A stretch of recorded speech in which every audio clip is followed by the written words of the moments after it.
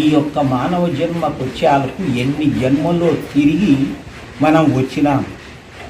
ఇప్పుడు ఈ జన్మలోనైనా కూడా భగవంతుని కోసము, భగవంతుని తెలుసుకోవాలి, ఆయన పట్ల మనం ఏమి చేయాలి అనేటటువంటి జ్ఞానము తెలుసుకొని జీవించుట మానవ లక్షణం.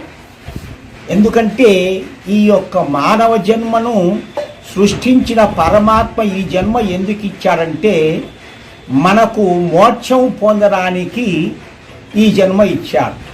వేరే జన్మల్లో మోక్షం పొందలేరు, పోలేరు, భగవంతుని చేరుకోలేరు.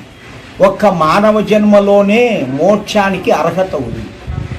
అందువలన మనకు బుద్ధి, జ్ఞానము, రూపము, శక్తి అన్ని చేయడానికి, కార్యక్రమాలు చేయడానికి వీటన్నిటికీ కూడా శక్తి ఇచ్చి అవకాశం ఇచ్చి మనకు పెట్టాడు.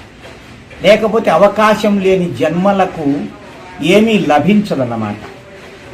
ఈ రకంగా మనము తెలుసుకొని సాధనలో పోవాలి. ఊరికే ఎవరో వాళ్ళు ఇట్లా చెప్పారు, వీళ్ళ ఆచారం ఇట్లా, వాళ్ళ ఆచారం ఇట్లా, రకరకాలుగా లోకంలో 10 మంది 10 ఆచారాలు చేస్తూ ఉంటారు, చెబుతూ ఉంటారు. ఆ ఆచారాలన్నీ మానవులవి, అవి మనకు సంబంధం లేదు. దేవుడు చెప్పిన ఆచారము, దేవుడు చెప్పినటువంటి మన యొక్క పూజలు, దేవుడు చెప్పినటువంటి మార్గంలో మనం జీవించాలి.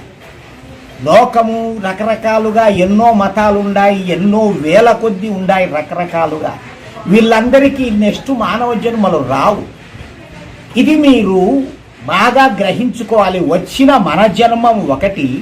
హిందువులుగా ఈ ఒక్క జన్మలో ఈ యొక్క మతంలో రావడం మనకు గొప్ప, అది కూడా ఒక గొప్ప అదృష్టం. హిందువులుగా ఉండినాము అంటే తర్వాత జన్మల్లో మనం భగవంతుని చేరుకోవడానికి ఆస్కారం ఉంటుంది. వేరే మతాల్లో పుట్టిన వాళ్ళందరికీ పశుపక్షాదులు, క్రిమికీటకాలుగా పుడుతూ చస్తూ ఉండాల్సిందే కానీ